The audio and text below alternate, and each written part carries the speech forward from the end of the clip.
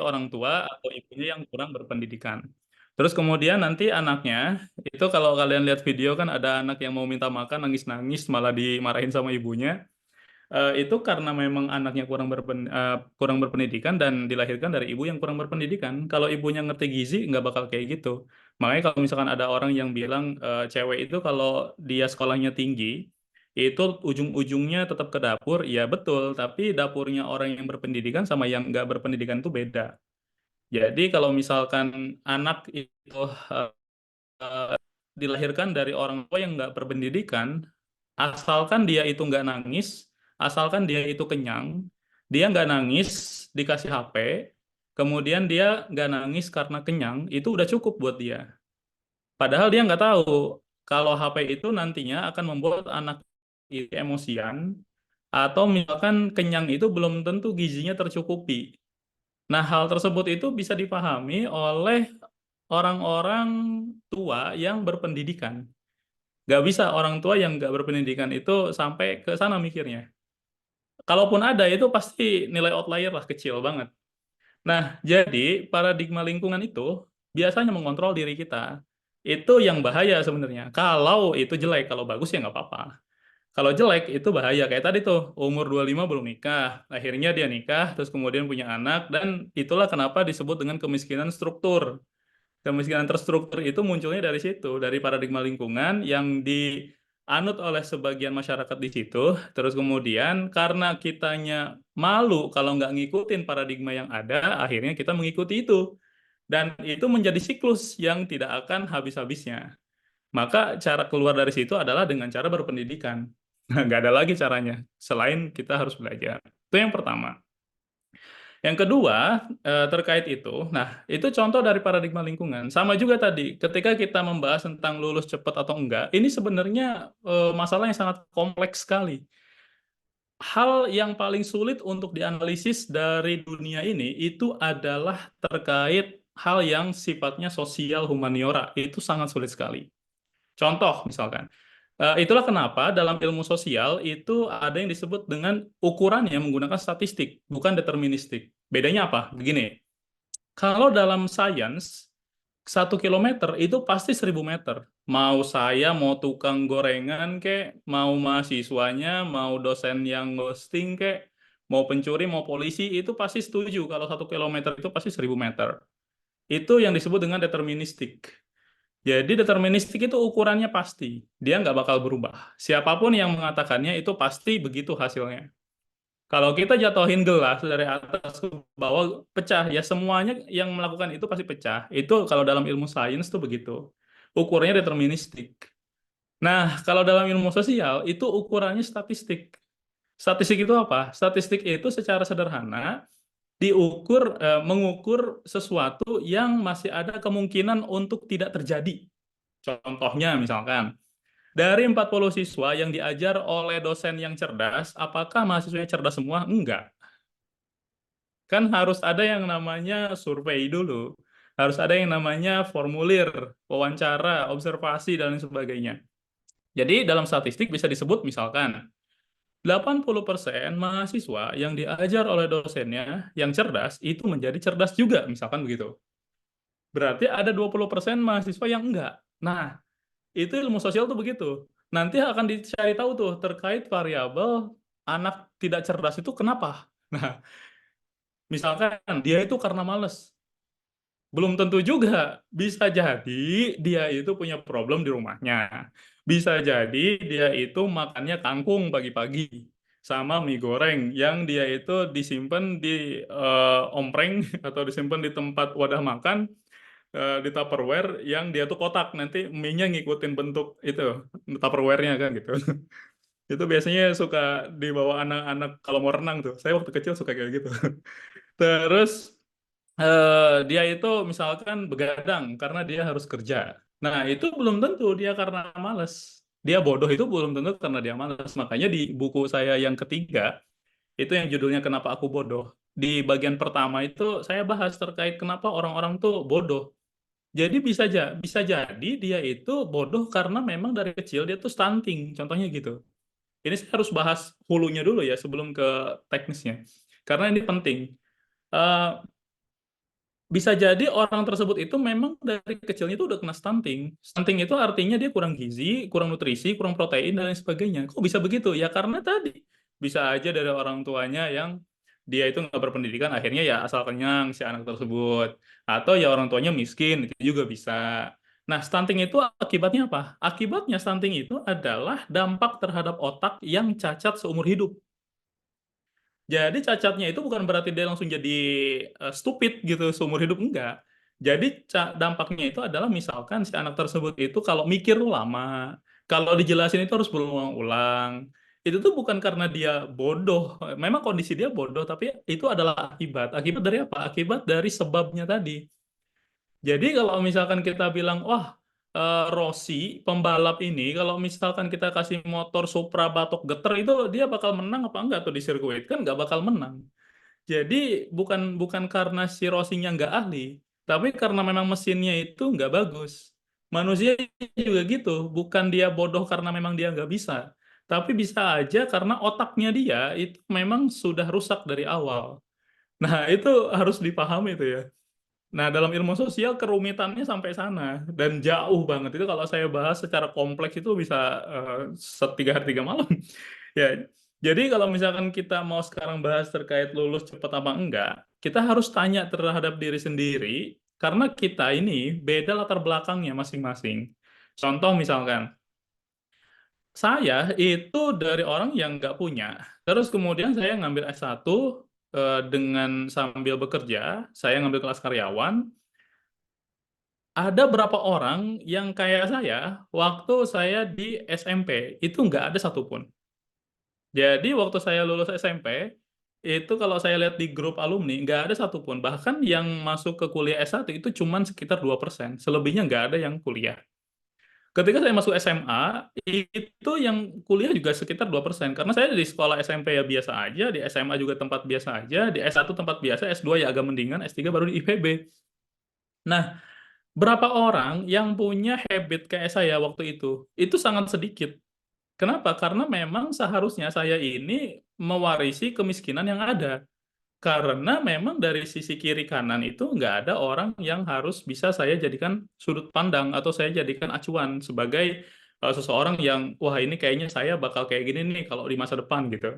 Nggak ada sama sekali. Jadi saya harus mikir sendiri. Nah, kalau kayak gitu, berapa orang yang kayak saya di situ? Nggak ada itu. Cuman sedikit. Itu yang disebut dengan nilai outlier kalau di dalam ilmu statistik. Harusnya saya ini adalah orang yang nggak mesti S3. Harusnya saya ini tuh cukup sampai S1 aja udah. Karena waktu S1 saya sambil kelas karyawan, terus kemudian saya kerja dari pagi sampai sore, kuliah dari sore sampai jam 10 malam. Dari jam 10 malam saya istirahat di rumah sekitar jam 11-an. Setelah istirahat saya nggak langsung tidur, saya belajar sampai jam 2. Itu kalau misalkan ditanya saya berapa kali mimisan, itu ya udah nggak kehitung. Karena saya jam 2 itu sekitar jam 2 saya harus bangun lagi subuh dan kemudian saya melakukan siklus yang sama.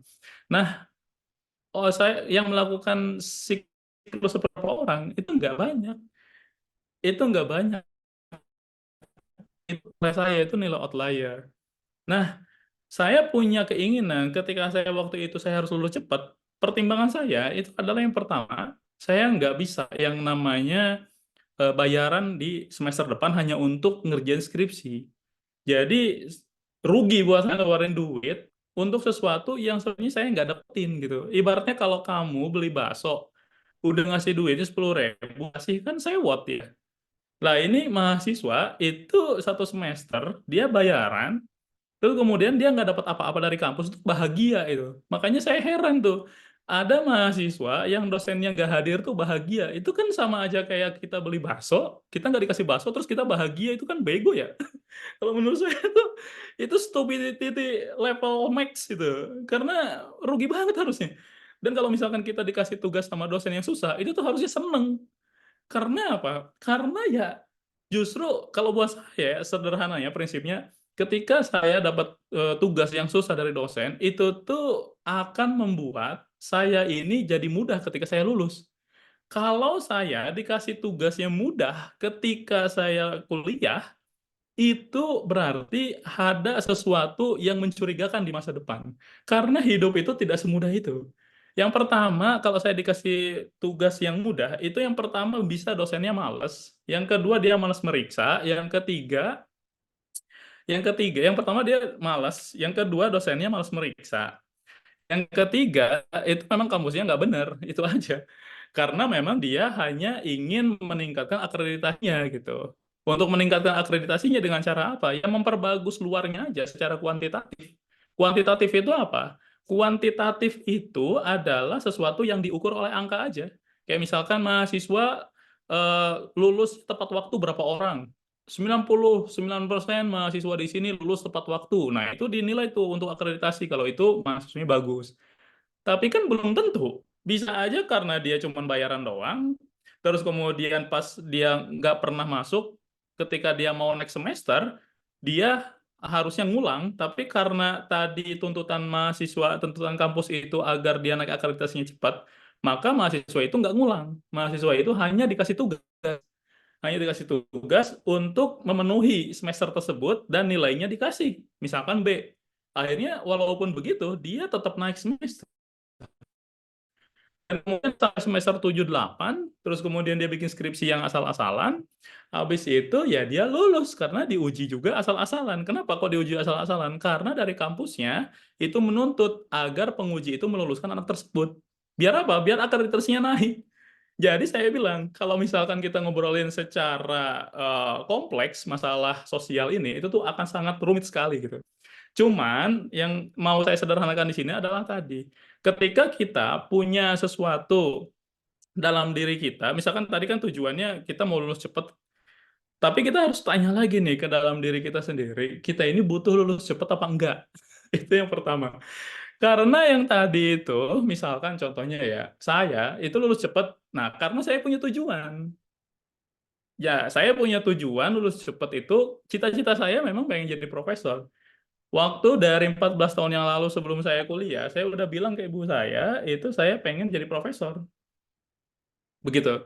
Jadi, waktu saya belum kuliah sama sekali, waktu saya belum punya duit sama sekali, saya udah bilang kalau misalkan saya memang mau jadi profesor waktu itu. Nah, jadi untuk masuk jadi profesor, ya saya harus tahu track-nya.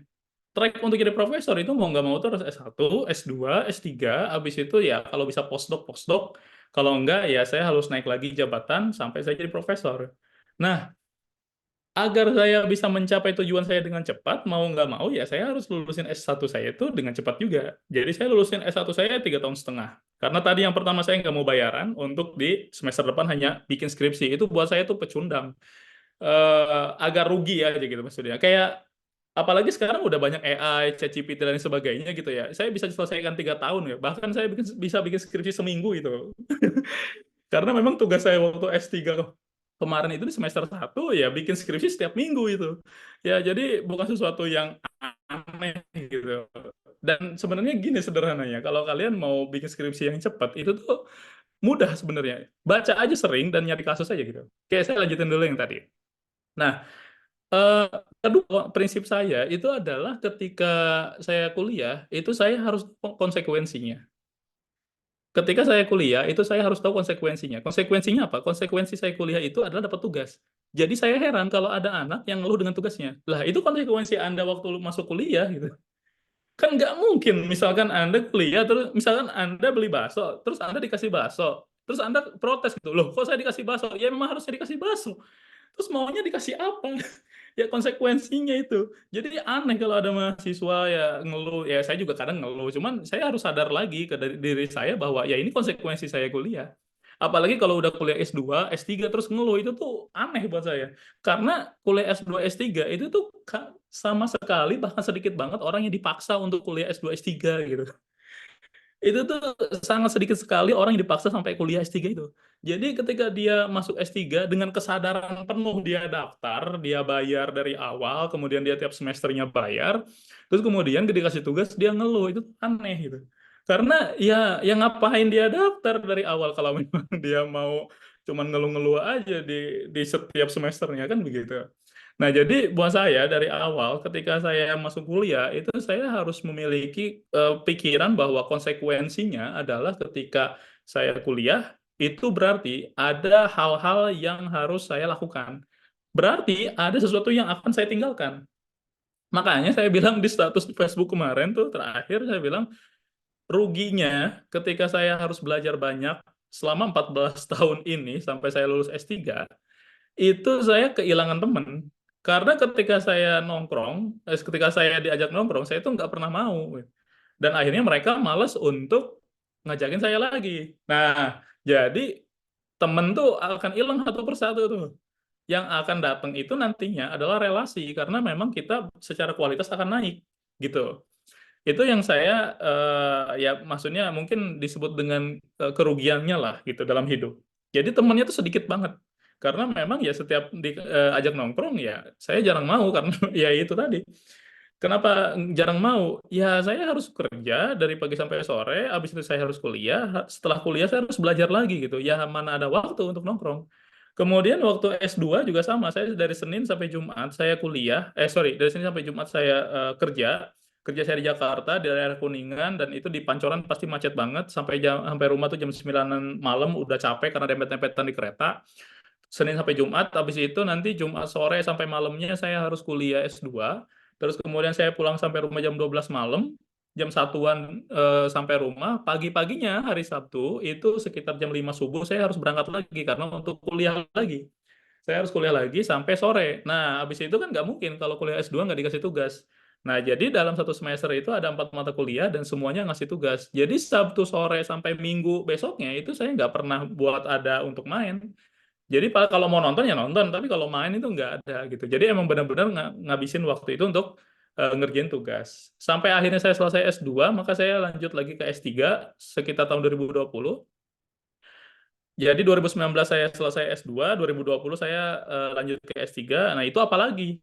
Nah, itu ya agak kaget ya karena kayak shock, kayak jet lag lah gitu atau apa disebutnya ya. Dia itu dari kampus yang anggap ya biasa aja, kemudian saya gitu. Wajah gitu ya. Jadi kayak diubek-ubek masukin ke mixer gitu kan. Apalagi diajarnya sama profesor doktor yang lulusan dari S1 sampai S3 di Jepang gitu. Wah, disiplinnya parah gitu. Wah, gila lah. Nah, itu saya sampai tipes 4 kali itu ya waktu kuliah itu. Bahkan di semester 4 itu saya cuti 1 semester itu karena saya tipes. Juga karena saya bingung mau ngapain. Nah, akhirnya setelah refresh ternyata saya memang butuh cuangki doang ya di Bandung ya. Jadi akhirnya saya saya mulai dari semester 5, di semester 5 itu sekitar bulan Januari 2023. Jadi awal penelitian saya itu Januari 2023 sampai, sampai Januari 2024. Dalam 1 tahun itu semuanya saya beresin dari nol. Untuk level S3 itu saya beresin karena saya memang kebut-kebutan di situ. Nah, jadi poinnya itu adalah komitmen terhadap diri sendiri, bukan terhadap orang lain. Mungkin buat teman-teman yang bayarannya masih dikasih ortu, itu tuh masih ngerasa kayak ya udahlah gue nggak bayar ini. Udahlah, yang penting tiap semester ada yang bayarin.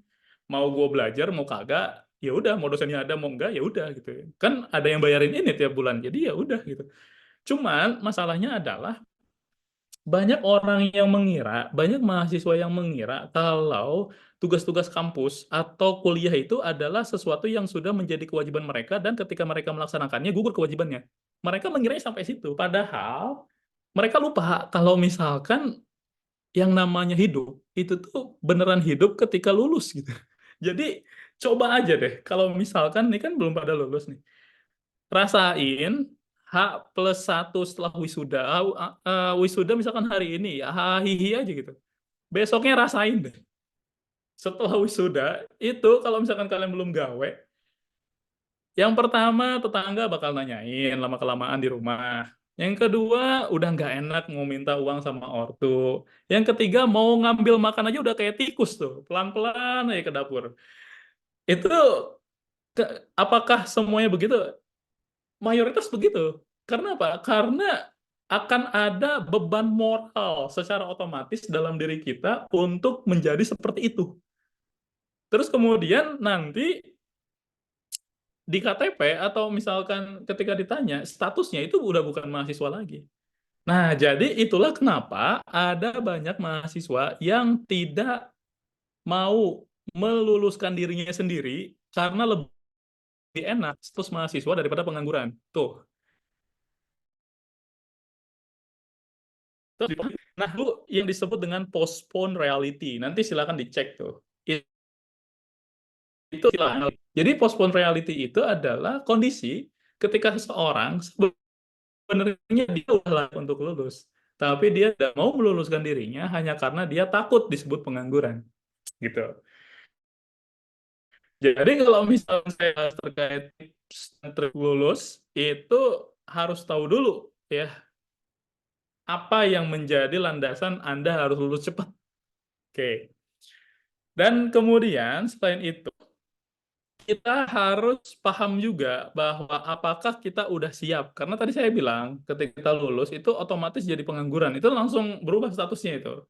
Jadi lulus wisuda ya pengangguran pakai gelar pula kan di belakangnya. Itu harus paham bahwa kita siap atau tidak secara mental. Kalau saya pribadi, ketika saya kemarin itu kuliah, ya saya sudah kerja gitu. Jadi ketika saya lulus pun ya udah. Tapi beban moralnya adalah ketika saya sudah lulus, apakah saya masih layak kerja di tempat ini? Nah, kalau saya itu cara berpikirnya adalah saya akan naik lift ketika lift tersebut itu sampai ke lantai yang saya mau. Jadi kalau lantai tersebut itu tidak bisa dinaiki oleh lift tersebut, itu saya nggak bakal naik lift itu. Jadi dalam hidup saya sama. Ketika saya mau jadi profesor, anggap aja profesor itu di lantai 50 dan ada tiga. Dan lift pertama itu sampai lantai 20, lift yang kedua itu sampai lantai 40, lift ketiga itu sampai lantai 50. Harusnya saya naik lift yang ketiga karena saya mau jadi profesor. Cuman masalahnya adalah untuk naik lift itu bayarnya gede gitu, mahal, susah. Jadi gimana caranya? Saya harus naik lift yang lain dulu yang lebih murah. Anggap aja saya naik lift pertama, berarti saya baru nyampe lantai 20 lah. Ya udah nggak apa-apa. Cuman saya jangan kalau saya lupa tujuan saya. Nah, karena dari dulu saya nggak pernah lupa tujuan saya, jadi apapun yang saya lakukan contoh misalkan, ketika saya punya waktu, saya habiskan uang saya itu untuk sesuatu yang mendekatkan kepada tujuan saya. Contoh, untuk, untuk lulus S3, saya melakukan publikasi 2 paper internasional terindeks Scopus, dan saya ngambil Q2 dua-duanya. Satunya itu sekitar 10 jutaan. Dan itu saya nggak minta ke siapa-siapa. Saya keluarin uang saya, dan setiap semesternya, kan di IPB itu 12 juta. Setiap semester itu 12 juta, buat S3, itu masih tergolong murah. Nah, itu saya nggak minta ke siapa-siapa, saya nggak pernah minta ke orang tua, saya bayar sendiri untuk semesternya, saya juga bayar sendiri untuk publikasi ilmiahnya, saya bayar sendiri untuk bayar wisuda, ujian, apa segala macam, semuanya saya bayar sendiri. Tapi kenapa saya tidak merasa beban untuk melakukan itu? Karena uang yang saya keluarkan itu adalah uang yang akan mendekatkan saya dengan klien saya.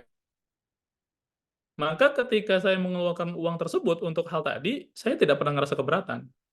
Jadi ketika misalkan ada waktu luang, saya disuruh ikut kursus contohnya, yang berbayar, saya akan melakukan itu. Saya akan melakukan itu secara sukarela dan secara otomatis, tidak pernah merasa terbebani. Keluar uang 10 juta untuk bayar publikasi, coba bayangin aja deh. Kita bikin paper sendiri, riset sendiri, nulis sendiri, submit sendiri, terus kemudian direvisi juga oleh reviewernya sama 3 kali, bahkan ada yang 5 kali. Setelah selesai semua dan dinyatakan lolos paper kita, itu kita malah disuruh bayar 10 juta. Coba, udah stres dari awal, habis publish disuruh bayar 10 juta, kan mantep kan? Nah, itu kalau orang, makanya ada yang bilang kalau ngambil S3 itu kuat-kuat mental. Iya, memang selain mental juga kuat-kuat sama duitnya gitu ya, bukan cuma mental aja. Beruntungnya saya waktu itu nggak sampai jadi manusia silver sih di lampu merah, jadi ya alhamdulillah lah masih aman. Nah, itu ya itulah kenapa saya tuh mau tetap mengeluarkan uang untuk menyelesaikan kuliah saya kan tadi. Jadi salah satu kesungguhan bahwa kita ini merasa itu sesuatu yang penting atau tujuan kita itu adalah tujuan yang penting, itu adalah kita sudah paham bahwa ketika kita melakukan sesuatu kita tuh senang. Kalau tidak, berarti itu tuh bukan tujuan kita. Sederhananya gitu. Jadi kalau kita mau cek apakah sesuatu itu tujuan kita atau bukan, serius kita atau bukan, itu kita harus tahu ketika kita mengerjakannya, kita tuh senang apa enggak. Kalau kita mengerjakan yang nggak senang, itu berarti sebenarnya bukan tujuan kita aja. Bisa aja itu karena dipaksa oleh orang tua atau paradigma lingkungan yang saya bilang tadi. Bisa jadi seperti itu. Nah, kalau dalam kasus saya, itu saya ketika membuat skripsi, saya bikin skripsi itu 2 minggu. Saya bikin skripsi waktu itu 2 minggu. Jadi, waktu tahun 2015, saya bikin skripsi itu 2 minggu untuk menyelesaikan program dan juga tulisannya. Itu belum ada ChatGPT ya. Jadi kalau ada ChatGPT mungkin seminggu udah selesai itu, 3 hari kali. Itu jadi selama 2 minggu saya menyelesaikan skripsi tadi dan konsepnya itu tadi lebih baik berdarah-darah di semester ini daripada saya harus bayaran lagi di semester depan gitu. Nah, jadi rugi buat saya karena saya yang ngeluarin duit sendiri untuk bayar semester dan ya gimana masa saya harus bayar kepada sesuatu yang sebenarnya saya bisa usahakan saat ini gitu. Ngapain juga saya harus bayar itu untuk makan yang sebenarnya saya nggak mesti bayar. Jadi mau nggak mau harus selesaiin itu gitu. Ya akhirnya saya selesaikan itu di semester di itu. Nah, di semester 2 juga sama. Sorry, di S2 juga sama. Saya menyelesaikan itu di waktu yang tepat selama 4 semester. Saya nyelesain tesis 1 bulan itu. Jadi selama di semester 4 itu kebanyakan main akhirnya karena memang jarang main jadi saya ngabisin waktu untuk main tiba-tiba ada notif dari pembimbing kalau di pengumpulan tesisnya udah tinggal 1 bulan lagi. Ya dari situ saya langsung balapan untuk bikin tesis dan saya selesaikan selama 1 bulan. Terus habis itu ya syukurlah. Nah, sekarang saya mau bahas di S3. Di S3 itu juga saya selesaikan selama 3 tahun. Jadi 3 tahun pas 37 bulan lah ya. Itu saya lulus S3. Nah, sekarang teknisnya nih. Gimana caranya biar kita bisa lulus cepat? Nah, kan tadi udah bahas nih paradigmanya. Kita harus tahu tuh keyakinan kita tuh kenapanya harus dijawab. Kalau nggak bisa dijawab kenapa itu nggak bisa tuh menyelesaikan. Sekarang saya mau bahas terkait teknisnya. Yang pertama, saya tuh tipikal orang yang nggak mau ribet.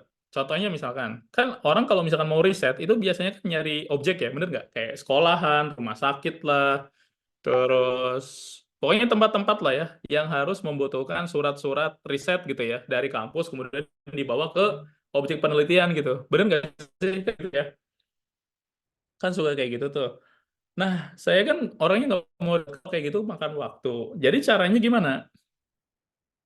Nah, waktu itu saya mencari data yang sifatnya publik. Nah, waktu saya analisis S2, itu saya mau deteksi di internet. Terus ngambil datanya dari mana? Ya udah saya ambil aja data obrolan di grup WhatsApp S2 saya dari tahun 2017 sampai 2019 waktu itu. Saya jadiin data untuk riset saya gitu. Kan saya tinggal naik ke teman-teman, masa nggak diizinin kan? Saya mau izin ya datanya mau saya ambil buat itu. Nah, jadi saya melakukan tes. Nah, itu yang pertama biar nggak pusing. Nah, saya juga kan suka isi bikin konsultasi tuh setiap bulan ya. Ada anak S1, S2, S3. Sekarang saya megang anak S5, S5. S5 itu malah mobil. S2. S2 itu ada 5 orang. Nah, S2 ada 5 orang itu dia private semua. Yang S3 ada 1 orang. Nah, yang S1 itu ada 4 orang gitu ya. Nah, itu kalau pertama yang akan saya kasih tahu, jangan ngambil data yang sifatnya private. Cari data yang publik dulu. Contohnya misalkan, oh Pak, kalau saya ini kan tentang kesehatan gitu. Ya kan bisa data dari BPS. Kan ada banyak data dari BPS. Cari aja tentang kesehatan. Kalau lingkungan hidup gimana? Kan ada tuh data banjir, data.go.id itu kan banyak. Data-data yang dari pemerintah gitu. Ya, kalau misalkan kan data pemerintah belum tentu valid, ya namanya juga pakai data sekunder. Data sekunder itu bukan urusan kita, yang penting datanya ada dari pemerintah yang sudah valid, entah isinya benar apa enggak mah bukan urusan kita. Yang penting kita gunakan aja data tersebut untuk penelitian kita dan kita bisa anggap sah penelitian tersebut. Karena data sekunder itu tanggung jawabnya bukan di kita, tapi di orang tersebut yang ambil data. Nah, itu. Jadi kalau saya itu tidak akan memperumit hidup saya sendiri, riset saya sendiri dengan cara mencari-cari hal-hal yang sebenarnya saya hindari. Kayak tadi tuh, private. Itu kan biasanya kalau anak-anak sosial humaniora, itu kan kalau mau bikin riset, itu pasti bikin kuesioner gitu. Pada ujungnya itu kuesionernya diedit, ya kan? Yang penting kan si hipotesisnya tercapai, kan gitu tuh. Terus kemudian kalaupun nggak tercapai diedit lagi biar tercapai. Di kuantitatif kan makanya ada jasa SPSS kan agar datanya itu bisa korelasinya nyambung gitu. Ya itu kan sebenarnya akan jadi sampah kan ujung-ujungnya. Makanya saya bilang tuh 80%-an skripsi-skripsi mahasiswa di Indonesia itu tuh benar-benar sampah sebenarnya. Nggak bakal kepakai sama sekali. Kenapa coba nggak kepake sama sekali? Ya tadi, gimana mau dipakai orang datanya diedit, kalau diedit kan udah tidak menyatakan sesuatu yang jelas ya. Misalkan kayak saya minta air putih itu kemudian dikasihnya malah air garam, itu kan diedit datanya, berarti kan nggak valid gitu. Orang saya mintanya air putih. Nah, sebenarnya hipotesis itu kan bisa aja ditolak, cuman kan karena mahasiswanya itu nggak mau ribet kalau ditanya sama dosen pengujinya, akhirnya ya udah diedit aja kan biar bagus. Dan kebetulan ketemu dosennya juga yang nggak paham, dosennya juga bodoh, dosennya juga nggak terima kalau hipotesisnya itu ditolak gitu. Padahal yang namanya penelitian itu mau ditolak ataupun diterima itu tuh sama-sama penelitian gitu. Jadi nggak mesti harus diterima terus. Nah itu yang harus dipahami ya. Jadi kita kalau mau bikin riset itu nggak mesti pakai data private. Ujung-ujungnya kalau isi kuesioner, saya tuh waktu itu nemu tuh di postingan di grup ya, di grup KKN terkait mahasiswa yang bikin penelitian tentang apa di suatu daerah gitu, tentang kesehatan masyarakat di suatu daerah, tapi kuesionernya dibagi di grup. Itu tuh gimana konsepnya? Kan objeknya udah jelas masyarakat di situ. Lah terus yang isinya orang-orang di grup itu tuh siapa itu? Yang ngisi itu siapa? Yang kenapa nggak isi sendiri aja kalau begitu? Suruh suruh aja anak-anak SMP, suruh isi kasih aja tuh popmi satu-satu kan. Aneh, makanya heran saya sama mahasiswa begini tuh. Ya kalau daripada dia malu-maluin diri sendiri, bikin postingan di grup tersebut, ya kenapa nggak diedit sendiri aja kan? Apa bedanya coba ngedit sendiri dengan ngasih di grup tersebut itu? Suruh aja tuh keluarga besarnya tuh dari mulai bibinya, pamannya, sepupunya, keponakannya, semuanya disuruh isi aja udah. Ngapain disuruh isi sama di grup yang apa di grup orang lain kan? Kan konyol ya. Orang udah jelas dari judulnya aja pengaruh A terhadap B di objek misalkan di kampung A atau di kelurahan A gitu. Ya udah jelas masyarakat situ. Nah ini bikin kuesionernya malah disebar di grup KKN. Aduh, aduh. Gimana nggak sampah coba itu? Ya ngapain dia capek-capek ngabisin waktu, terus kemudian ujung-ujungnya dia udah bikin nih dari bab satu latar belakang, bab 2-nya jelas, detail metode penelitiannya kuantitatif gitu kan, kualitatif dia bikin skala Likert, apa hitung-hitungan segala macam regresi lah, sampai korelasinya nyambung, hipotesisnya teruji gitu. Ya buat apa garbage in, garbage out? Sampah yang masuk, sampah yang keluar, apa yang mau diproses? Dia masukin sampah ke mixer, dia berharap itu jadi jus buah. Itu kan goblok ya. Kalau jadi kalau buat saya nih ya, istilah-istilah kayak bodoh, goblok itu sebenarnya bukan ngatain orang, tapi itu adalah kondisi di mana orang tersebut itu nggak bisa ditolong lagi gitu. Kayak misalkan saya lapar, itu kan bukan ngatain orang. Atau misalkan kamu lapar, kamu kenyang, itu kan bukan ngatain orang. Itu tuh kondisi di mana Anda itu belum makan, lapar itu. Atau kenyang itu di mana Anda kondisinya itu sudah makan itu. Jadi goblok, bodoh itu bukan sesuatu yang aib ya atau bukan sesuatu celaan, itu emang sesuatu kondisi aja gitu. Nah orang tersebut itu ya didefinisikan sebagai orang yang bodoh dan goblok sih. Jadi ya buat apa dia masukin garbage sampah ke mixer, dia blender ya, terus kemudian habis itu dia berharap keluar jus buah itu. Wah itu nggak make sense buat saya itu tuh agak aneh ya. Nah jadi kalau misalkan kayak gitu, caranya gimana? Cari data-data yang sifatnya itu publik. Itu banyak data yang publik itu. Data publik itu dari BPS lah, dari data.go.id lah, Dari data-data di luar negeri itu juga banyak lah. Waktu itu saya ketemu sama mahasiswa yang jurusan akuntansi, dia ini malah menganalisis data-data yang sifatnya publik. Jadi dia itu mencari PT-PT itu dan kemudian itu nyari laporan tahunan. Kan orang kalau PT-PT yang sudah TBK itu kan suka bikin laporan tahunan tuh di web-webnya ya, di websitenya. Itu ya dianalisis lah. Misalkan mereka ingin mencari kira-kira kepemimpinan di bawah orang yang rasnya Cindo misalkan dengan orang yang bukan ras Cindo itu ada perbedaan apa enggak, misalkan seperti itu. Atau dari sudut pandang agama itu juga bisa. Atau misalkan dari sudut pandang gender itu juga bisa. Nah, kita nggak butuh tuh yang namanya riset surat yang dikirim ke perusahaan tersebut, itu nggak butuh. Kita tinggal downloadin aja data-datanya, ambil aja 100 perusahaan, terus kita analisis, kan bisa. Jadi jangan sampai kita tuh riset malah pusing dengan hal-hal yang sifatnya teknis yang sebenarnya itu nggak perlu. Itu kan bisa dihindari sebenarnya. Yang harus dipusingin riset itu adalah baca paper. Orang bikin riset, nggak baca paper, itu tuh stupidity-nya level max juga itu. Jadi dia bangun tidur, tiba-tiba dapat wahyu dari mana entah, terus kemudian dia buka laptop dan dia bikin judul skripsi. Itu tuh bodoh banget itu, sumpah. Masa nggak mungkin ada orang yang dapat bisikan wahyu, terus kemudian dia itu bikin judul penelitian, itu dari mana asalnya? Ya, jadi kalau kalian mau bikin skripsi, itu tuh baca paper dulu. Contohnya nih ya, saya tahu nih, saya punya semangka. Anggap aja ini semangka nih ya. Saya punya semangka nih. Terus kemudian saya mau belah semangka ini. Pakai apa ya belah semangka ini?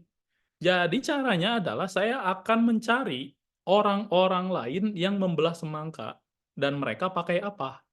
Maka saya akan lihat mereka menggunakan apa. Ternyata dari 100 orang yang punya semangka dan mereka mau belah semangkanya, mereka menggunakan pisau untuk membelah semangka tersebut.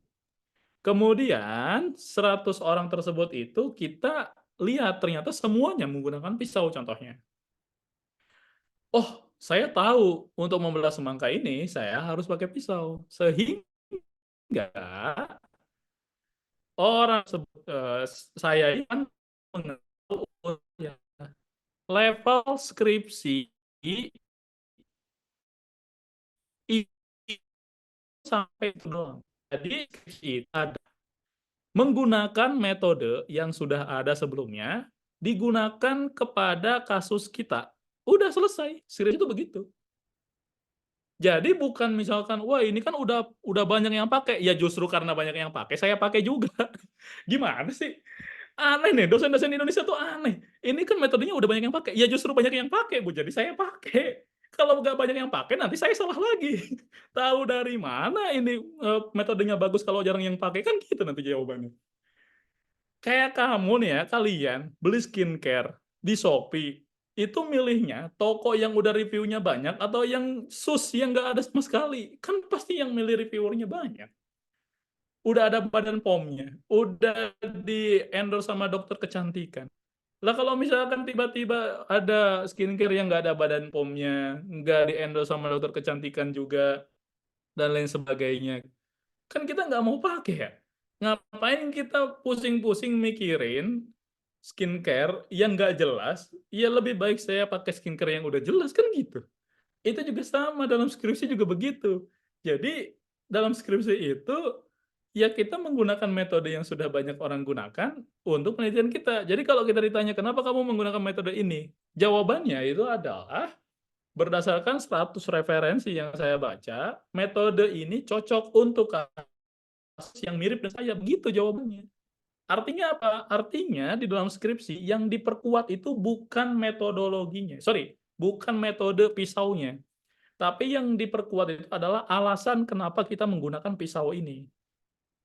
Jadi ketika ditanya, ini kenapa pakai pisau? Jawabannya adalah berdasarkan referensi-referensi yang saya baca, pisau ini sangat cocok digunakan untuk kasus yang mirip dengan yang saya miliki.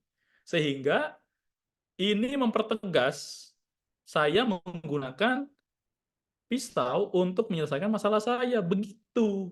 Jadi referensi itulah yang menjadi inti dari penelitian, bukan metodenya. Metodenya apapun itu nggak masalah. Kalau saya tiba-tiba ngambil cangkul untuk ngebelah semangka, bisa nggak? Bisa, tapi dari mana referensinya? Begitu. Kan bisa pakai cangkul kan? Dihajar aja semangkanya tuh. Tapi apakah itu metode yang tepat? Bagaimana tingkat akurasinya? Presisinya seperti apa? Efektivitas dan efisiensi waktunya kayak gimana? Nah, itu yang akan jadi pertanyaan. Jadi bukan pada metodenya, metodenya bakal ditanya, tapi adalah kenapa kita menggunakan metode tersebut. Kedua, orang-orang suka nanya kenapa sih kalau penelitian itu harus 5 tahun ke belakang. Nah, kalau misalkan saya tanya, kalau misalkan kita pakai kayu, batu untuk membangka karena referensi dari manusia purba yang namanya Homo sapiens dan Denisovan misalkan sama Neanderthal, itu boleh nggak? Kan nggak boleh. Bukan bisa apa enggak, bisa. Tapi boleh apa enggak? Ya nggak boleh. Ya ngapain? Kan kita punya semangka nih, terus kemudian kita kan kayak sambil ngomong toba nggak gitu kan. Kayak si SpongeBob gitu.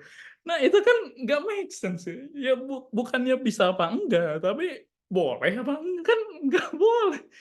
Jadi kalian jadi jangan aneh-aneh maksudnya. Itulah kenapa kalau riset nyari papernya itu 5 tahun belakang. Kita tahu orang-orang sekarang belah semangkanya itu udah pakai metode apa. Kan nggak mungkin tiba-tiba kita pakai batu terus kemudian kita ngeklaim bahwa batu itu terbaik gitu. Padahal kita belum baca paper yang 5 tahun ke belakang. Ya malu lah gitu. Datang-datang tiba-tiba ngomong batu itu terbaik. Itu sama orang goblok kemarin tuh. Yang apa? Yang bilang kalau misalkan yang diundang sama Ferrari untuk bahan bakar air. Nah itu kan bodoh sekali itu. Jadi orang-orang Indonesia kan seneng banget untuk hal-hal yang kayak gituan. Jadi kalau ada bahan bakar dari air, wah gila ini penemuan bagus nih, orangnya harus dilindungi karena nanti banyak elit global yang akan menghancurkan dia gitu, akan membunuh dia karena dia akan membangkrutkan Pertamini gitu. Kan suka kayak gitu tuh.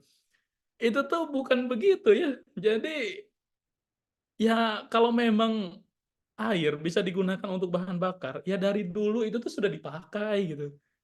Itu sama aja kayak orang yang tadi saya bilang, ada semangka, kemudian dia mau belah pakai batu, dan kemudian dia ngeklaim bahwa batu ini hebat loh ternyata, bla bla bla segala macam gitu. Ya itu kan sesuatu yang sudah ada ribuan tahun yang lalu.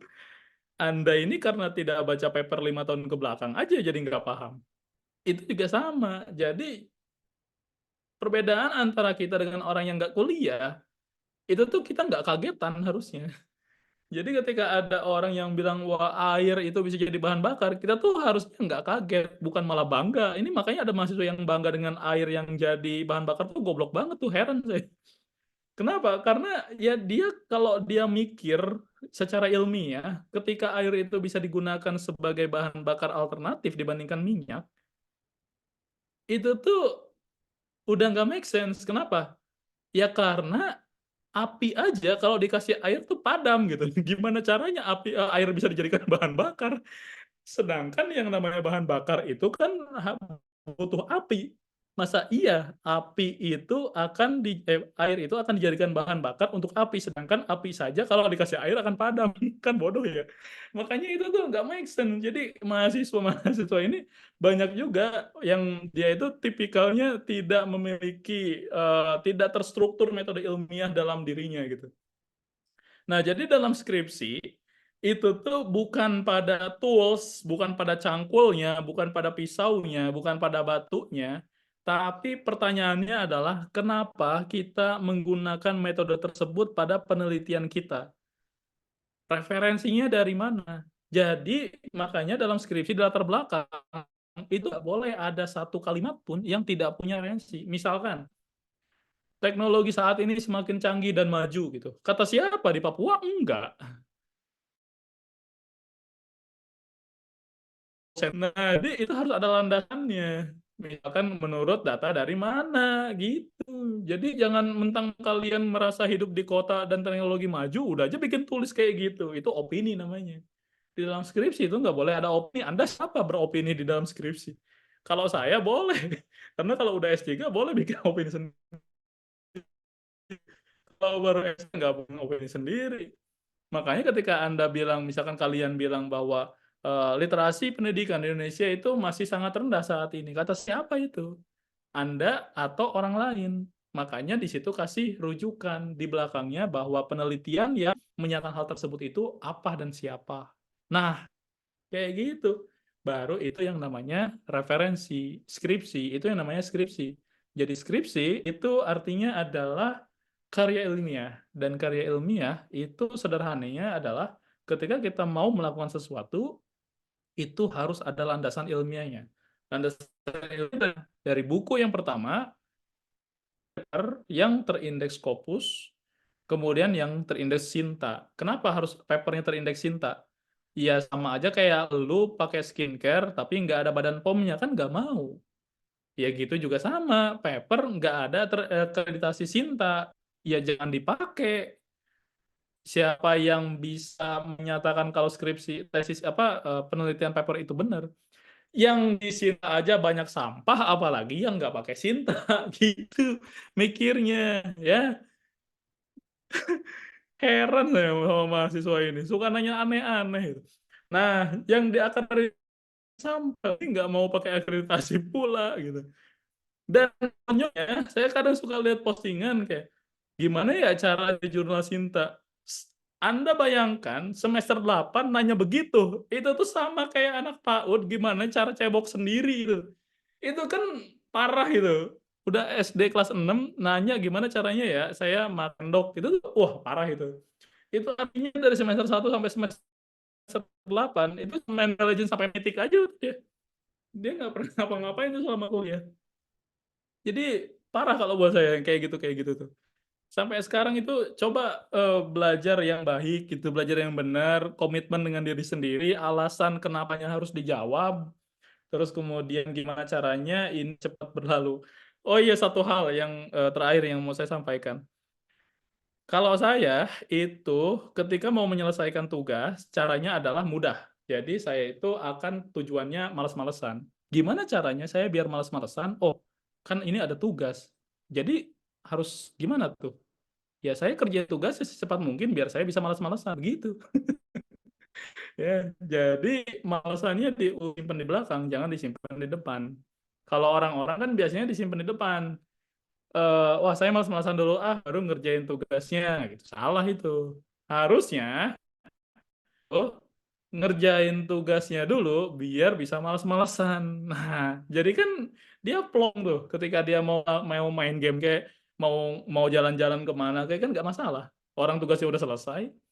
Bedanya di situ ya kan sama aja keduanya. Ujung-ujungnya kita bakal malas-malasan juga. Tapi kalau malas-malasannya disimpan di belakang, sorry disimpan di belakang, kita tuh akan dihantui oleh tugas-tugas yang akan datang karena belum kita selesaikan. Jadi gimana cara menunda-nunda, gimana caranya menghilangkan menunda-nunda itu adalah dengan cara tadi. Wah, saya tuh pengen malas-malasan tapi ada tugas. Ya biar saya bisa malas-malasan ya kerjain tugasnya sekarang begitu. Itu pola pikir saya tuh. Jadi tapi ternyata setelah saya ngerjain tugas, saya malah nggak bisa malas-malasan. Saya harus ngerjain tugas yang lain lagi. Ya karena memang saya punya target. Saya punya target saya punya milestone setiap bulan, saya punya milestone setiap semester saya punya milestone, setiap 10 tahun saya punya milestone. Jadi kalau saya konsepnya sederhana, naik angkot aja harus ada tujuannya. Kalau hidup gak ada tujuannya ya buat apa juga kan. Banyak orang yang mati itu di umur 25 tapi dikuburnya baru umur 60 tahunan tuh. Jadi dari umur 25 sampai 60 tahun dia sebenarnya udah mati tapi nggak dikubur-kubur ya karena ada nyawanya doang gitu, tapi otaknya kosong gitu ya. Itu. Jadi rugilah buat saya hidup cuman buat sekedar hahihi mati gitu. Apa bedanya sama monyet ya maksudnya? Maksudnya kasihan banget gitu.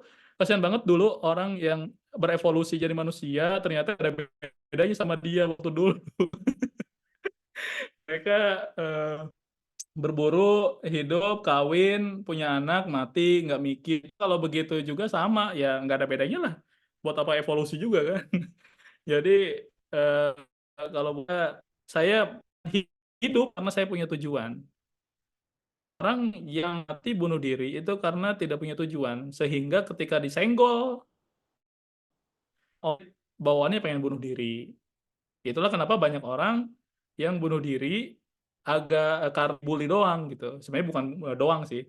Itu karena dia nggak punya tujuan hidup sebenarnya. Karena tadi nggak punya tujuan hidup, ketika diombang-ambing sama ombak, itu dia lupa sama tujuannya. Kalau di buku saya, di buku pertama saya tuh, saya kasih analogi begini. Ketika saya di perahu, di laut, itu saya akan melihat mercusuar sebagai tujuan saya. Kalau saya nggak punya mercusuar, itu saya akan terombang-ambing ombak. Jadi kalau saya nggak ada mercusuar, ketika saya terombang-ambing ombak, saya akan sibuk dengan ombak tersebut, sehingga saya nggak tahu apakah ini akan mendekatkan kepada mercusuar saya atau enggak. Ternyata karena saya sibuk dengan ombak tersebut, itu malah menjauhkan saya dengan mercusuar tadi. Dan saya lupa dengan tujuan saya. Ketika saya lupa dengan tujuan saya, akhirnya saya mati di tengah laut. Nah, saya nggak mau kayak gitu. Jadi walaupun ada ombak yang kayak gimana pun datang, ya mau tsunami atau apapun, selama saya tahu mercusuar saya di mana, saya akan hadapi itu dan kemudian saya akan tetap mendekat itu ya, terus menerus ya, walaupun itu susah. Begitu ya. Itu aja mungkin ya dari saya. Terima kasih banyak. Saya kembalikan ke moderator. Thank you.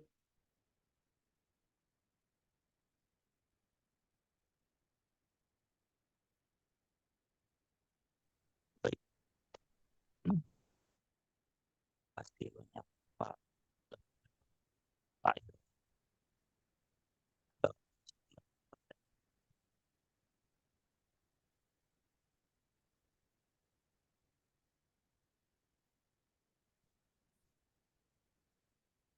Baik, pasti Pak.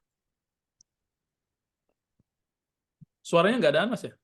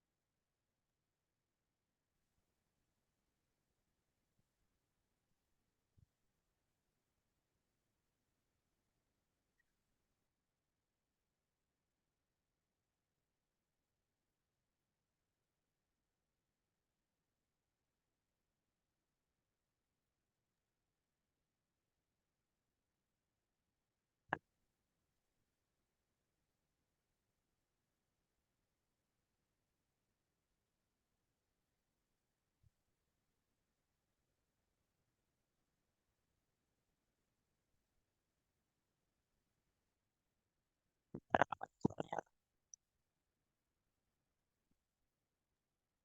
Baik, teman-teman semua, mungkin dari moderator kita ada kendala ada di mikrofonnya. Untuk sesi selanjutnya, ini ada sesi tanya jawab ya. Terima kasih sebelumnya kepada Bapak Irwan telah menyampaikan diskusinya yang cukup menarik selama perkuliahannya. Langsung saja bagi teman-teman yang ingin bertanya, dipersilakan untuk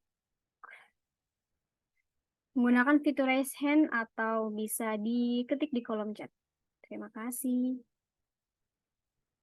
Ya, ini ada Yayang Tia Nadila Sulaiman. Oke, baik. Bismillahirrahmanirrahim. Tes kedengaran suara saya, Kak?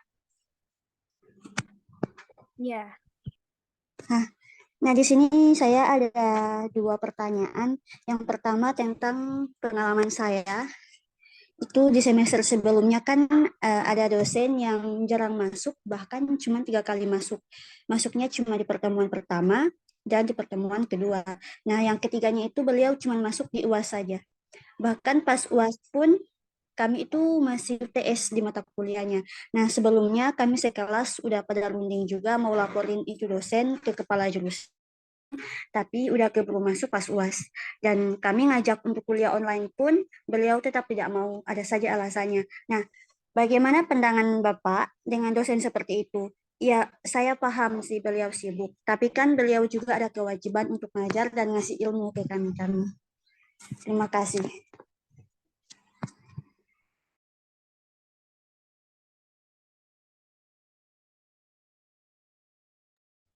Dan pertanyaan kedua bisa dilanjut, Kak?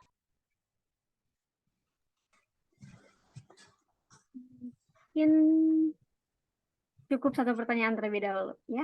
Oh iya, baik. Terima kasih pertanyaannya.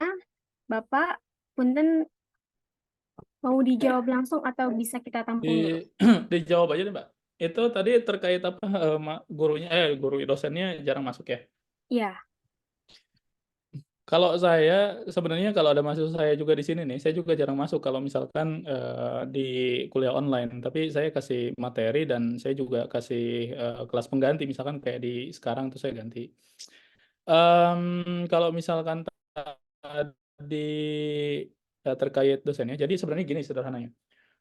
Saya pernah bahas ini sih di buku saya yang kedua terkait dosen yang jarang masuk. Jadi kalau misalkan kayak gitu, gimana sebagai mahasiswa? Saya pakai konsep stoik sih. Jadi konsep stoik itu kan kita hidupnya 90/10 ya. 90/10 itu artinya kita hidup 90% yang sesuai dan bisa kita kuasai, kita kendalikan, 10%-nya nggak bisa kendalikan, nggak bisa kita kendalikan. Kalau 90%-nya misalkan saya pakai helm, saya pakai baju yang lengkap, pakai jaket dan lain sebagainya, terus kemudian 10%-nya itu yang tidak bisa saya kendalikan adalah saya kecelakaan di jalan, kan itu bukan kehendak saya gitu. Nah, itu konsep stoik ya. Jadi itu juga sama saya terapkan di banyak macam kegiatan dalam hidup saya juga. Contohnya kalau lagi di jalan ada orang yang mau nabrak saya terus nyerempet mobil terus kemudian bawa motor ngebut gitu. Saya paling berpikir kalau ya bisa aja ibunya lagi sakit atau istrinya lagi mau ngelahirin gitu. Karena saya nggak bisa ngendaliin kondisi dia, nggak bisa ngendalin perilaku dia, saya cuma bisa ngendaliin diri saya biar saya itu nggak marah atau saya itu nggak emosian. Saya tuh paling nggak suka mood saya tuh hilang atau mood saya tuh berubah karena orang lain. Nah, maka dari itu saya mengontrol diri saya untuk berpikir positif waktu itu agar mood saya nggak buruk gitu. Kalau saya waktu itu marah, ya orangnya nggak dengar, sayanya kesel, asam lambung naik, itu stres di jalan, macet, tuh dan lain sebagainya. Begitulah. Itu rugi buat saya. Nah, terkait dosen juga sama. Jadi ketika misalkan dosen yang nggak hadir itu kesel ya, memang mahasiswanya bakal kesel kalau dosennya nggak hadir. Terus kemudian yang harus dilakukan itu apa? Nah, sekarang tuh sebenarnya kita udah ada dalam masa open science ya. Jadi kita tuh udah di era di mana semua hal itu udah ada di internet. Bahkan kita bisa kuliah di Harvard, kita bisa kuliah di Harvard tanpa harus kuliah di Harvard. Ya dengan cara apa? Tonton aja YouTube channelnya di Harvard kan ada. Coursera juga banyak, terus kemudian yang lain juga banyak yang bisa kita akses. Jadi kalau misalkan bukan dosen tidak masuk itu salah, tapi bukan jadi pembenaran untuk Anda tidak belajar. Konsepnya di situ. Jadi dosen itu kita tidak bisa kendalikan perilaku dia. Yang bisa kita kendalikan adalah perilaku diri kita sendiri. Kalau dosennya nggak masuk, kemudian Anda main Mobile Legends, dua-duanya salah. Jadi bukan karena dosen Anda tidak masuk, kemudian Anda menjadi membenarkan diri untuk main Mobile Legends, itu salah. Jadi dosen itu salah ketika Anda main Mobile Legends itu salah. Jadi ketika itu yang harus dilakukan adalah bagaimana caranya mengendalikan diri sendiri. Saya waktu kuliah S1 ya di kampus yang biasa aja, dan kemudian ya dosennya juga sering banget yang nggak masuk. Terus apa yang harus saya lakukan? Saya belajar. Saya tetap belajar sesuai dengan apa yang saya mau, apa yang mau saya pelajari dan saya mau dalami gitu. Kalau saya tidak melakukan itu, ya dua-duanya salah gitu. Bukan berarti, wah ya udahlah dosennya nggak masuk, gue jadi nyantai. Nggak gitu, karena hidup Anda akan tetap hidup. Jadi Anda akan tetap hidup dengan hidup Anda akan tetap lulus dengan otak Anda yang kosong kalau Anda tidak belajar, dan akibatnya juga Anda akan alami sendiri ketika Anda otaknya kosong, ketika Anda lulus nanti, kan gitu. Jadi ketika misalkan Anda melakukan pembenaran terhadap hal tersebut karena dosennya tidak masuk terus kemudian Anda juga ikut males, ya dosennya tidak akan bertanggung jawab sama sekali ketika Anda lulus nanti. Apakah misalkan ketika interview dosen-dosennya tadi dibawa, misalkan Anda ditanya nggak bisa, terus kemudian Anda bilang ke orang yang interviewnya atau HRD-nya, HRD-nya Anda bilang, ya itu Pak, waktu itu dosen saya nggak masuk gitu. Masa jawabannya begitu kan nggak mungkin Anda mau jawab begitu ketika di interview. Ya, jadi dosen itu salah nggak masuk, tapi salah Anda juga nggak belajar. Ya, caranya adalah Anda tetap harus benar-benar fokus sama hidup Anda. Kita harus benar-benar fokus sama hidup kita. Kita harus benar-benar fokus dengan apa yang menjadi tujuan hidup kita selama 6 bulan ke depan, 1 tahun ke depan. Anda mau jadi apa? Kita mau jadi apa? kita mau melakukan apa, kita ingin hidup kita seperti apa, itu kita yang nentuin sendiri. Bahkan orang tua pun itu tidak bisa menentukan hidup kita. Bahkan walaupun kita bareng hidupnya dengan adik-adik kita atau kakak kita, kita akan pada ujungnya hidup sendirian. Hidup sendirian itu artinya kita harus bisa punya modal untuk kita ini bertahan hidup. Kan dalam hidup itu seleksi alam ya, survival of the fittest kan gitu ya. Jadi kita ini, kata Charles Darwin, bukanlah orang yang kuat yang bertahan, tapi orang yang responsif terhadap perubahan. Jadi Homo sapiens dulu kenapa dia masih hidup sedangkan Neanderthal sama Denisovan itu pada punah, itu karena mereka responsif sama terhadap perubahan. Begitupun kita kalau tidak responsif terhadap perubahan, kita ini nggak bakal jadi apa-apa. Dosen nggak masuk, kita tuh harus responsif. Responsifnya terhadap perubahan tersebut, apa yang harus saya lakukan agar saya bisa bertahan hidup nantinya. Oh, saya tetap harus belajar. Oh, saya harus bisa mendalami bidang ini. Oh, saya udah mendalami manajemen, tapi karena terlalu luas, saya harus mendalami apa? Kalau saya fokusnya sama manajemen doang, udah banyak lulusan-lulusan manajemen. Saya harus ngapain? Oh, berarti saya harus memfokuskan ke dalam suatu bidang topik tertentu. Kayak misalkan manajemennya untuk apa? Startup. Manajemennya untuk apa? Untuk perusahaan farmasi. Manajemennya untuk apa? Manajemen untuk rumah sakit kecil. Manajemennya untuk apa? Untuk rumah sakit umum. Jadi kita harus memfokuskan diri kita terhadap sesuatu yang di situ sangat bisa dispesialisasikan. Jadi jangan kita tuh belajar hanya sekedar menggugurkan kewajiban setelah dosen ngajar, ya udah, kan dosennya udah ngajar, jadi ya udah, saya kan udah selesai belajarnya, nggak gitu. Ya, nggak gitu konsep hidup dalam kuliah gitu. Konsep hidup dalam kuliah itu, oh saya udah belajar ini nih, manajemen. Oh, kira-kira nanti di industri manajemen yang kayak gimana nih yang bakal bisa di ya, dispesialisasikan. Oh, belajar ini nih, belajar itu. Jadi konsepnya begitu ya. Oke, baik. Terima kasih. Gimana, Yayang? Ya, siap. Terima kasih. Oke, terima kasih, Yayang. Oke, untuk penanya selanjutnya, terima kasih Pak Irwan telah menjawab juga. Yang resen namanya di. Oke, boleh Rivaldi untuk on mic dan on cam. Silahkan langsung bertanya. Eh, saya izin bertanya, saya kan mahasiswa dari Audit Industri dan dari apa universitas saya tuh melihat banyak cutting saya yang sudah melebihi semester yang harus diluluskan ya. Kan umumnya semester kuliah itu kan 8 semester untuk sarjana ya. Nah, ini cutting saya sudah melebihi dari 8 semester tersebut. Ada yang 9 semester, semester 10, 11, bahkan sampai 14. Itu saya tanya alasan kok belum lulus itu karena sidang skripsi yang belum lulus ya kan. Kata cutting yang saya tanyakan itu. Tapi sebenarnya apakah ada faktor selain mereka menambah semester itu? Terima kasih.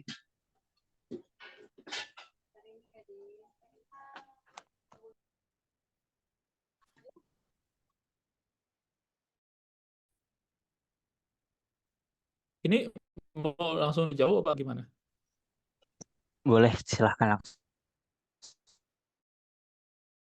dijawab aja Pak Irwan. Tadi Mas Dexter apa semesternya telat gitu ya? Rivaldi, boleh interaksi? Maksudnya kayak belum lulus gitu loh, Kak. Dia kayak Iya. nambah gitu. Ya, dia nggak lulus udah 8 semester. Terus kenapa maksudnya? Apa yang mau Itu ada faktor lain tidak, Kak? Kenapa mereka banyak? tidak lulus gitu? Ya banyak. Oke, biar kamu nggak kayak gitu. Yang pertama dari semester 5 itu harus banyak-banyak baca paper 5 tahun ke belakang. Bacain aja paper-paper yang di dalam bidang kamu. Kayak misalkan di bidang IT, kamu nentuin blockchain, AI atau apa, baca aja paper-paper 5 tahun ke belakang itu tentang apa. Habis itu kamu pelajari salah satu itu, dan kemudian nanti tinggal ngambil kasusnya untuk skripsimu. Udah selesai sebenarnya kayak gitu. Sederhana, skripsi itu sederhana. Saya bilang sederhana bukan berarti saya pinter, bukan. Tapi emang karena sederhana, kan saya udah kasih analogi tadi kan. Kalau kita mau membelah semangka, ya kita nyari pisau. Cuman pisaunya itu kita harus cari referensinya. Udah kan sederhananya gitu. Nah, maka dari itu kita harus tahu dulu nih, biasanya orang-orang tuh pada ngapain di dalam bidang kita. Makanya baca paper. Gak ada lagi hal yang memudahkan skripsian selain baca paper. Yang kedua joki. Nah, itu ya. Jadi kalau Anda memang mau lulus dengan joki ya silahkan aja. Itu kan nggak dilarang juga. Maksudnya secara etik ya memang dilarang, tapi kan secara hukum juga Anda nggak bakal dipenjara karena hal tersebut gitu. Cuman kan ya nanti kan yang akan diinterview oleh HRD dan lain sebagainya kan tetap Anda, bukan joki Anda gitu. Ya, dan 4 tahun Anda habiskan waktu selama kuliah itu buat apaan kalau nanti ujungnya kayak gituan kan percuma juga gitu. Itu kan sebenarnya masuknya ke ranah etika ya, bukan ke ranah pidana gitu. Jadi ya silakan-silakan aja nggak masalah. Tapi ya balik lagi ke tadi yang saya bilang ya, itu konsepnya kayak gitu. Terus kemudian saya tuh suka bilang kalau jangan ikut organisasi kalau itu akan mempersempit hidup Anda, itu aja sih. Maksudnya kayak Anda boleh ikut organisasi, tapi kalau Anda tidak mau jadi ketua umum partai ya nggak usah. Maksudnya kalau memang Anda mau jadi ketua umum partai ya silakan. Kalau misalkan Anda waktu habis sampai tengah malam habis itu dimarah-marahin sama alumni segala buat apaan lah ngelakuin hal-hal kayak gitu. Anda kalau misalkan tahu alumninya juga masih nganggur itu, kalau enggak belum lulus-lulus itu. Jadi ya nggak ada kegiatan lain selain marah-marahin anak-anak bawahannya aja ya kan. Jadi mereka kayak gitu sekarang itu karena mereka sebelumnya juga melakukan hal yang sama. Jadi kalau misalkan Anda tidak mau menjadi mereka, itu harusnya udah jadi contoh tuh. Udah jadi contoh buruk buat Anda terkait hal tersebut. Jadi sebaiknya Anda tidak lakukan lagi untuk ke sana. Kemarin ada yang nanya ke saya tuh, IPK-nya jeblok ya karena dia itu kuliah sambil ikut organisasi yang nggak bisa ditinggalin gitu. Solusinya gimana ya? Saya bilang tinggalin organisasinya atau tinggalin kuliahnya itu aja. Ya, jadi buat apa maksudnya? Ini sekarang gini deh pertanyaannya sederhana. Kalau misalkan Anda keluar dari organisasi tersebut, organisasi bubar nggak? Tapi kalau misalkan Anda keluar dari kampus tadi dengan IPK yang kecil, hidup Anda bubar nggak? Nah, kalau hidup Anda bubar gara-gara itu, ya jangan. Kan konsepnya begitu. Kenapa Anda harus memprioritaskan sesuatu yang sebenarnya tidak tidak penting untuk hidup Anda sebenarnya? Lo kan itu nanti bisa jadi soft skill segala macam. Soft skill itu nggak mesti di kampus. Soft skill itu banyak di luar sana gitu. Soft skill itu kan yang penting mah Anda tuh jujur kalau kerja, Anda bisa bahasa Inggris lah gitu. Ya mending belajar bahasa Inggris lah dipakai daripada dipakai meeting buat jualan risol untuk acara minggu depan. Ya mending belajar bahasa Inggris. Ngapain coba capek-capek ngelakuin hal kayak gituan, dibayar juga kagak sama kampus, disebut-sebut namanya juga enggak gitu. Datang-datang acara sebelum H-1, setelah acara juga H+1, bantuin ini itu segala macam, dapat piagam penghargaan juga kagak, dapat hadiah Nobel perdamaian dunia juga enggak. Buat apaan ngelakuin hal kayak gituan? Kalau buat saya hal kayak gitu dilakukan tuh nggak make sense gitu. Tapi kalau Anda mau menjadi orang-orang yang organisitator gitu ya silahkan aja. Tapi saya tidak melakukan hal tersebut dari dari S1 sampai S3, ya saya fokus sama hidup saya aja gitu. Kan nanti di organisasi itu banyak nanti link gitu kan, banyak nanti channel, banyak nanti jaringan, banyak nanti teman-teman yang bisa jadi inilah gitu, itulah gitu, menjadi relasi gitu. Relasi di organisasi yang kayak gituan mah nggak ada apa-apanya dibandingkan Anda mengupgrade value diri Anda, kemudian Anda nyari relasi di tempat lain yang lebih benefitnya, lebih worth dibandingkan orang-orang dalam organisasi tersebut. Buat saya itu jauh lebih make sense. Ya saya bisa ngomong kayak gini kan udah ngalamin, itu aja. Kalau mau ngikutin syukur, nggak ngikutin juga nggak apa-apa. Jadi kalau misalkan Anda tidak mau lulus sampai semester 8 ke atas, pertama baca paper, yang kedua cari kasus tersebut dan ikutin aja itu, coba-cobain kasus-kasus yang ada. Setelah itu, udah nggak usah ikutan hal-hal yang memang tidak penting untuk diri Anda. Yang tidak penting dalam artian memang tidak penting, bukan seakan-akan penting gitu. Gitu ya. Oke, terima kasih ya Kak atas jawabannya. Oke. Baik, kita ke pertanyaan selanjutnya, yaitu yang resen lagi. Ini ada dua, oke. Kita pilih satu kepada Abang Darangga Perwira. Silahkan Bang Rangga untuk on mic dan on cam mungkin. Baik, untuk on cam sendiri saya belum bisa karena ada acara. Dan lanjutnya untuk pertanyaannya itu ada dua yang saling berhubungan. Nah, untuk pertanyaan pertamanya, saya kan sebelumnya sudah berkenal dengan Mas Irwan dan Kak Alif.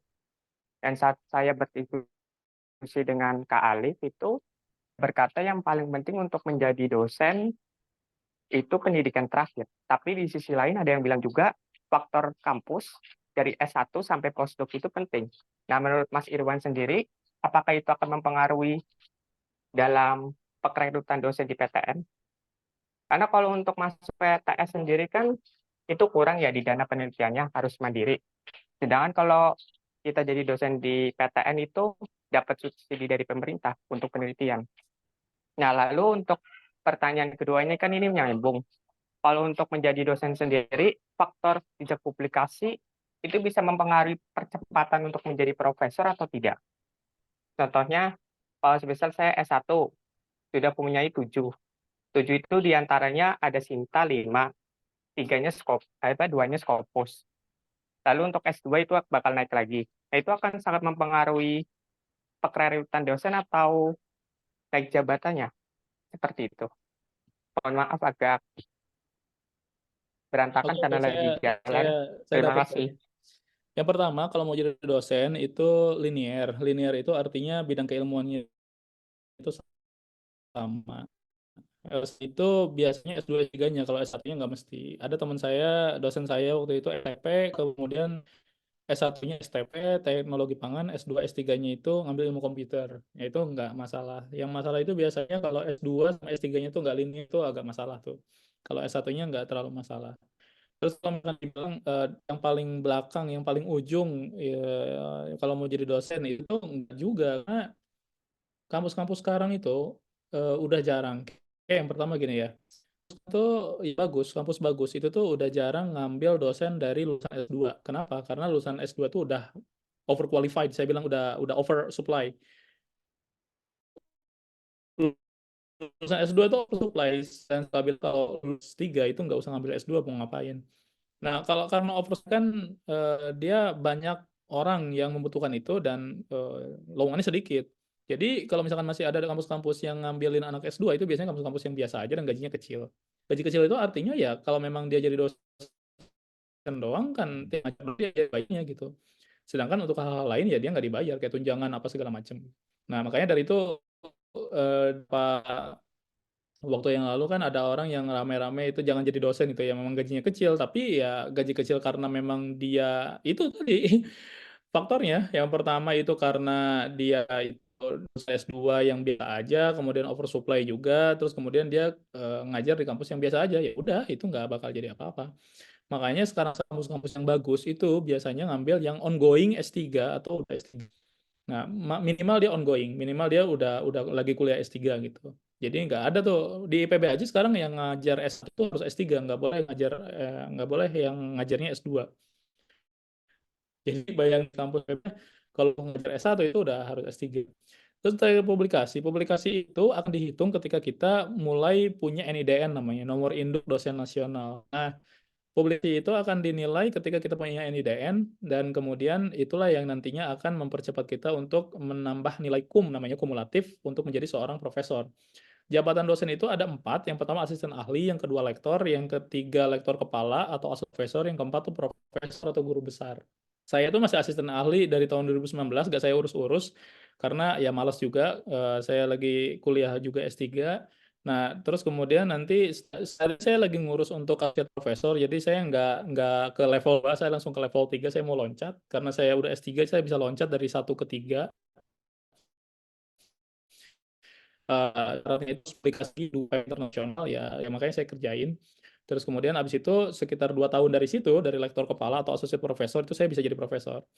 Nah, itu bang ya, publikasi segala macam itu ketika kita sudah punya NIDN. Kalau kita tidak punya NIDN, misalkan dari S1, S2 gitu, bahkan S3, itu tuh saya punya paper S3 waktu kemarin itu 2 untuk lulus S3 itu, saya itu nggak dihitung jadi kumnya dosen, karena itu tugasnya waktu saya kuliah.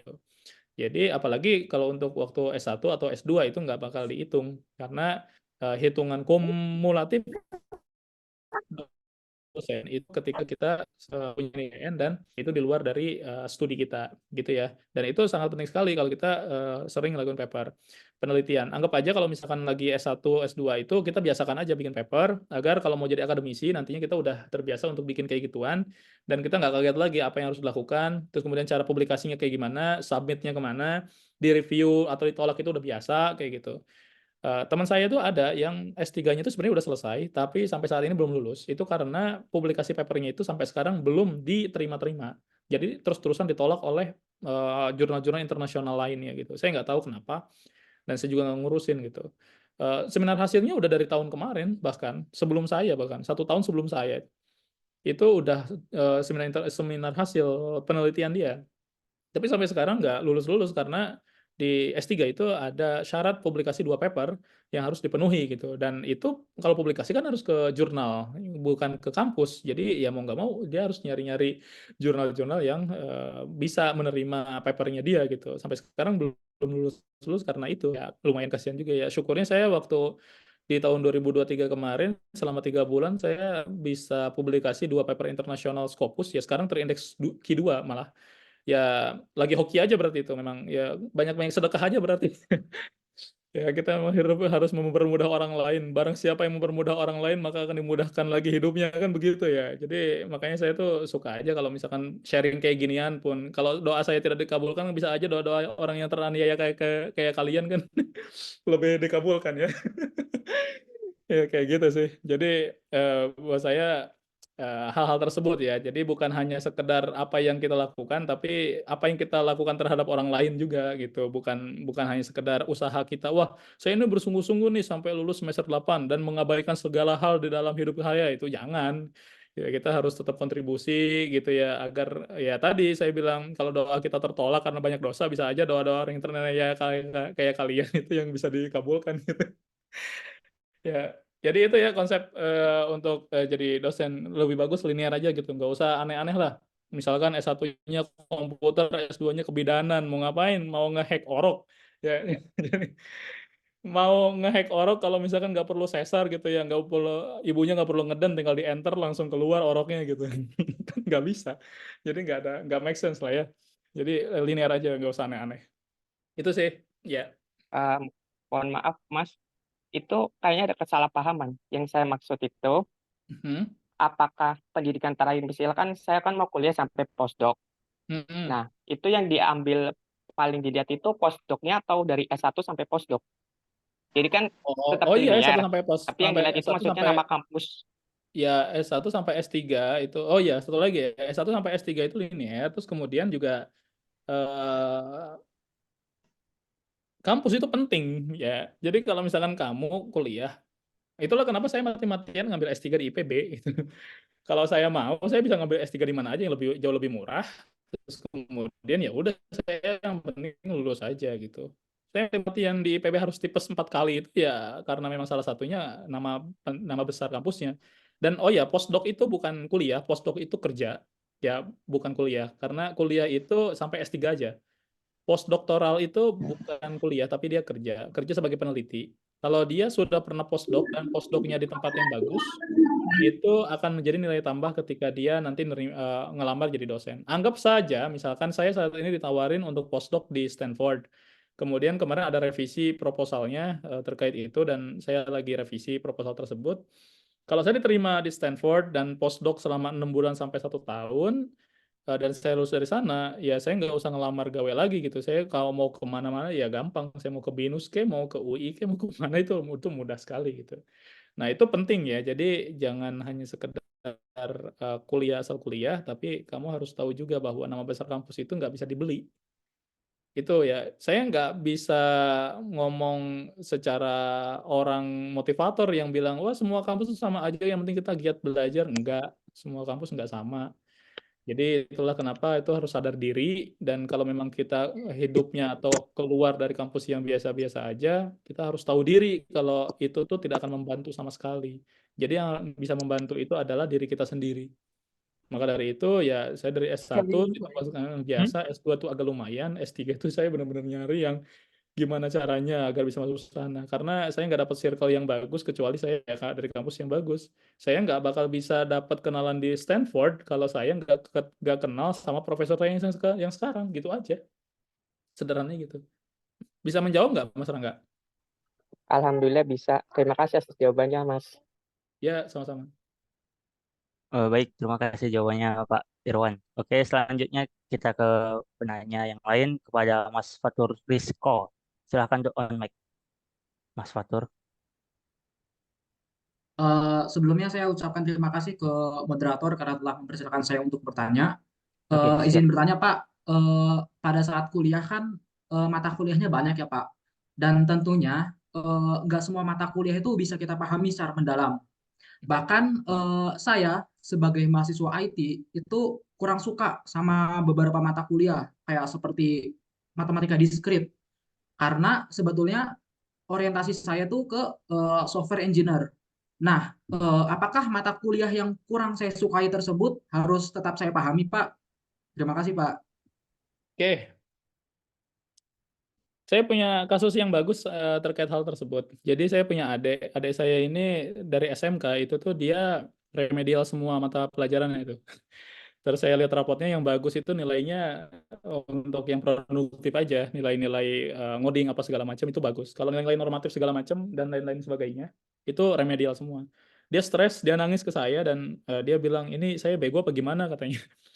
Terus saya cuman bilang aja, saya cek nilai rapotnya, ya udah saya bilang fokusin aja sama materi yang kamu suka, yang lainnya ignore aja. Nanti kalau saya remedial nggak apa ya, remedial mah tinggal isi aja, nanti juga lulus gitu kan.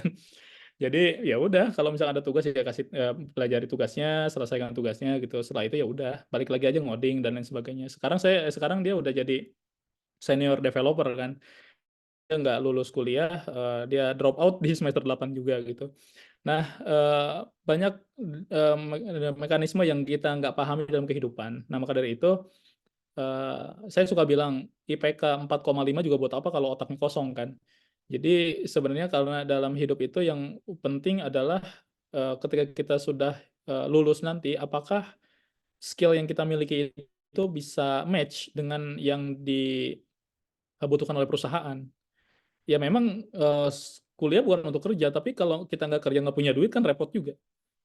Kuliah itu untuk nyari ilmu katanya, bukan untuk nyari kerja ya. Ilmunya kalau nggak dipakai untuk modal konversi jadi duit kan stres juga. Masa mau jadi filsuf tiap hari debat sama orang kan buat apa? Si Plato aja debat tiap hari sama orang diceraiin sama istrinya kan. Karl Marx itu pemimpin komunis juga diceraiin sama istrinya kan tiap hari debatin orang mulu kan, ngomongin sosialis mulu. Ya karena dia nggak punya duit akhirnya diceraiin sama istrinya gitu. Jadi ya kita harus konversi ilmu kita jadi uang lah. Masa kita nggak konversi itu jadi uang? Ya makanya saya juga bilang kalau kalau yang namanya kuliah itu harus balik modal. Kalau kuliah nggak balik modal itu namanya investasi bodong. Ya kuliah kok nggak balik modal itu investasi bodong. Nah, jadi caranya gimana? Caranya adalah ya udah kita tinggal cari aja mata kuliah yang memang kita sukai. Ya udah fokus aja ke sana gitu. IPK-nya kecil gimana ya? Nggak apa-apa emang kenapa? Di dunia IT, ya ini di dunia IT ya. Di dunia IT kita tuh nggak perlu IPK besar. Orang di dunia IT itu gampang, sederhananya gini. Gue punya masalah, gue punya problem, lu bisa nggak nyelesain problem dia? Kalau lu bisa, ya udah, lu bakal diterima, lu bakal di hire, itu aja. Mereka nggak pernah nanya-nanya IPK, mereka nggak pernah nanya-nanya IPK adik saya tuh, nggak pernah nanya-nanya ijazah, nggak pernah ditahan ijazahnya, ijazahnya juga nggak ada, gimana mau ditahan ya? Dan dia juga nggak pernah keluar rumah, maksudnya hidupnya ya di kamar, maksudnya di rumahnya nggak pernah ke kantor dan seterusnya gitu. Masih bisa hidup, saya cek terakhir kali masih bernapas sih di kamar dia, jadi nggak khawatir saya juga gitu. Jadi ya nggak ada masalah kalau misalkan kita nggak suka terhadap sesuatu mata kuliah, ya udah nggak usah dipelajari. Maksudnya nggak usah dipelajari itu dalam artian kita bukannya nggak pernah masuk. Itu ada orang yang salah memahami tuh. Jadi nggak usah itu terus nggak pernah masuk. Ya bukan begitu. Maksudnya kayak ya udah ikut-ikutan aja kelasnya. Kalau ada tugas ya udah ikutan aja tugasnya. Tapi ya udah nggak usah dipelajari. Ngapain kita mempelajari sesuatu yang kita nggak suka? Ngapain kita makan sesuatu yang kita nggak suka? Kan muntah ya sama juga kuliah juga gitu. Kalau mempelajari kita yang nggak suka ya kita juga muntah ya. Jadi ngapain itu ngabisin waktu dan buang-buang waktu? Mendingan dipakai untuk hal yang lebih bermanfaat. Yang untuk yang lebih bisa